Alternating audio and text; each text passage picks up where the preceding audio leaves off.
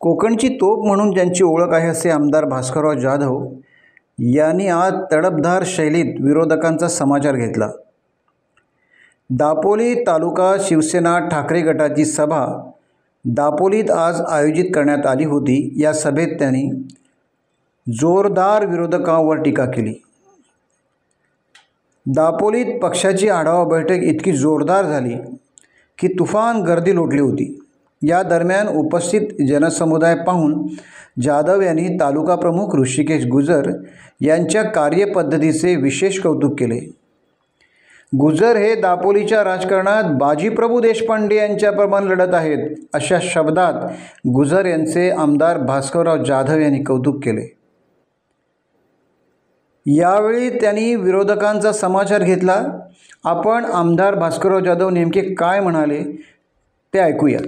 वाटेल का तुम्हाला? काय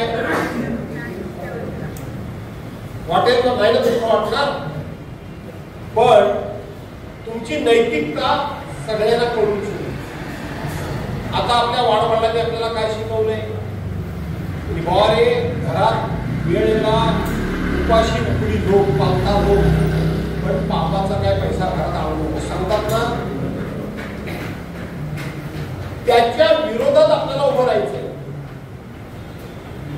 पण त्याच्या विरोधात उभं राहायचंय म्हटल्यानंतर मी म्हटल्याप्रमाणे की शेवटी पैसा हा लागतोच।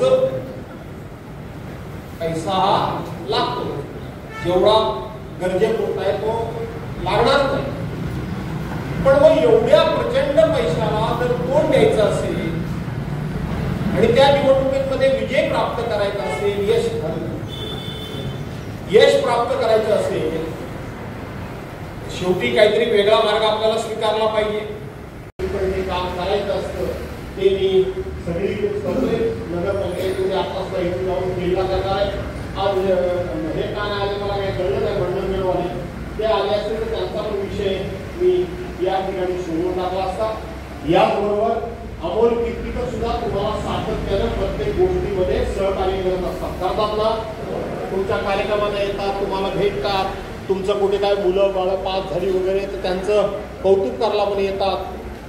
शशिकांत चव्हाण त्या पागोडा हॉटेलमध्ये बसतात आणि त्या वरती त्यांच्या घुरट्या चोरणा दलालांना जा 10 लाख रुपये आत्ताच्या आता घेऊन ये। कोणाकडून? कोणाकडून? पण चूक त्यांची नाही।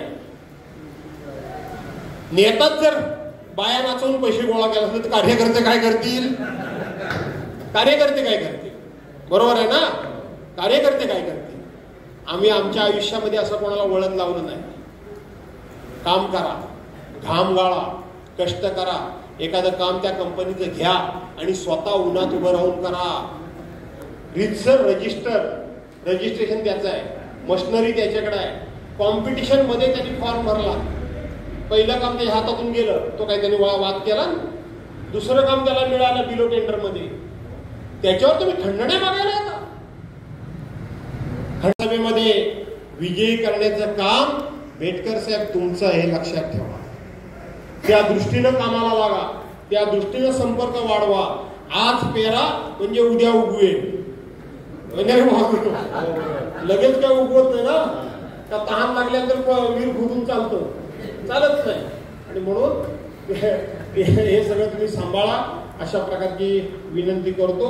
विक्रांतची जिथे कुठे गरज लागेल तो येईलच, स्वतः सांगायला लागणारच नाही। माझा मुलगा म्हणून कौतुक करत नाही, माझ्या पुढे 2 पावलं आहे ना। 2 पावलं का नाही? काय तुम्हाला आवडलं का नाही आवडलं? आवडलं ना? कालची मुलाखत बघितलीच काय? अण्णा कदम आणि ते आणा, अशा तुम्हाला शुभेच्छा देतो। लवकरच पुन्हा एकत्र यावं लागेल वरच्यावर, आणि त्यावेळेला मोठ्या प्रमाणामध्ये महिलांना बोलवायला लागतील, बरोबर आहे ना? आणि म्हणून महिलांना बोलवू, युवकांना बोलवू, युवतींना बोलवू आणि मुस्लिम समाजातल्या वगैरे लोकांना सगळ्यांना एकत्र करा आणि उद्याची निवडणूक जिंका। आणि ती जिंकाल, मुंबईकरांना गोळा करा, अमोल भैयाला पण सांगा आणि त्याच्यामध्ये सर्वांचा सहभाग करून घ्या। आणि तुम्हाला आई जगदंबेनं यश देवो, ती देईल अशी अपेक्षा बाळगून आपल्या सर्वांची रजा घेतो। जय हिंद, जय महाराष्ट्र।